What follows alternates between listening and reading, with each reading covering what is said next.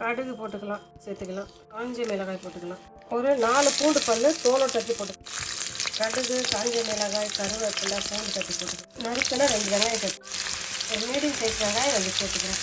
வெங்காயத்தை சேர்த்து வதக்கிக்கலாம். நறுக்குன்னா 2 மீடியம் சைஸ் வெங்காயம். பெரிய சைஸ் வெங்காயம் 1 வெங்காயம் போதும். மீடியம் சைஸ்னால் 2 எடுத்துக்கலாம். அப்படியே வதக்கிக்கலாம். கூட ஒரு பச்சை மிளகாய் சேர்த்து, சின்ன தக்காளி பழம், ஒரு தக்காளி, ஒரு பச்சை மிளகாய் நல்லா கீழே போட்டுக்கலாம். இது அப்படி நல்லா தக்காளி வெங்காயத்தை வதக்கிட்டோம். இப்போ இதில் கொஞ்சம் தூள் வகையாக சேர்த்துக்கலாம். ஒரு 1/2 ஸ்பூனு ஜீரகத்தூள் சேர்த்துக்கிறேன். 1/2 ஸ்பூனு கரம் மசாலா தூள் சேர்த்துக்கிறேன். 1 ஸ்பூனு மிளகாய் தூள், 1 ஸ்பூன் மல்லித்தூள், மஞ்சள் தூள், மிளகாய் தூள், மல்லித்தூள், ஜீரகத்தூள், கரம் மசாலா தூள், எல்லா தூளையும் சேர்த்து நம்ம அழகாக சும்மா 1 நிமிஷம் அப்படியே வதக்கிக்கலாம். அந்த சிகப்பு கலர் முச்சை இது வந்து நான் ஊற வச்சு வச்சுக்கிறேன். அவிக்கையில் ஊற வச்சு வச்சுக்கிறேன். ஊற வச்சு தான் சேர்த்துக்கிறேன். இது ஒரு 200 கிராம். அந்த மசியை இதில் சேர்த்துக்கிறேன். அவிச்சிட்டு கூட நீங்கள் சேர்த்துக்கலாம். நான் அவிக்கையில் அவிக்காதையே சேர்த்துக்கிறேன். தண்ணி ஊற்றி கூட வேக வைக்க போடலாம். நீங்கள் தண்ணி ஊற்றி வேக வச்சுட்டு கூட இதை சேர்த்துக்கலாம்.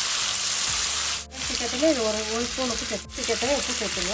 1/2 ஸ்பூனு, 1/4 ஸ்பூனு சேர்த்துக்கலாம். இதை கொஞ்சம் வதங்கிச்சு, 1 நிமிஷம் வதக்கிட்டோம். இது சுத்தமாக ஏதாவது தண்ணி சேர்த்துக்கலாம். இந்த பயிரை வேக வச்சு சேர்த்தா 1/2 கப்பு தண்ணி போதும். நான் இந்த பயிரை வேக வைக்கல, அதனால நான் ஒரு 1/2 கப்பு தண்ணி இதை கலந்து விட்டுட்டு உப்பு காரம் டேஸ்ட்டு பார்த்துங்க. உங்களுக்கு டேஸ்ட்டுக்கு ஏற்ற மாதிரி உப்பு காரம் சேர்த்துங்க. கலந்து விட்டாச்சு, மூடி போட்டு இது ஒரு 5 நிமிஷம் வேக வச்சு எடுப்போம். நம்ம பாருங்க என்ன அழகாக நம்ம போட்ட சுண்டல் எல்லாம் அழகாக வந்துடுச்சு. இது சுண்டலாகவும் சாப்பிட்லாம், பொரியலாகவும் வச்சுக்கலாம். பாருங்கள் என்ன அழகாக சூப்பராக நம்ம வேக வச்சு அழகாக வச்சுக்கோம். அழகாக ரசம் சாதம், சாம்பார் சாதம் செஞ்சு இதை அப்படியே பொரியலாகவும் பயன்படுத்தலாம், சுண்டலாகவும் சாப்பிடலாம். மிளகு தூள் அப்படியே போட்டுக்கலாம். கொத்தமல்லி சும்மா அள்ளி போட்டுக்கலாம். அவ்வளோதான், ரெடி ஆயிடுச்சு. எப்படி வேணால் சாப்பிட்லாம். இதை சுண்டலாகவும் சாப்பிட்லாம், பொரியலாகவும் சாப்பிட்லாம். பாருங்கள் என்ன அழகாக செஞ்சுக்கலாம். நம்ம வாங்க சாப்பிட்டு பார்க்கலாமா? பாருங்கள் என்ன சூப்பரான, சுவையான, அழகான, ஆரோக்கியமான ஒரு பீன்ஸ் பொரியல் செஞ்சுட்டோம். நம்ம இதிலே போட்டு கூட வேக வைக்கலாம். இதிலே போட்டு வேக வச்சா உப்பு காரம்லாம் இதில் இறங்கி இருக்குது. இதுக்கு உங்களுக்கு புளிப்பு கொஞ்சம் டேஸ்ட் வேணால் கொஞ்சம் லெமன் சேர்த்துக்கலாம்.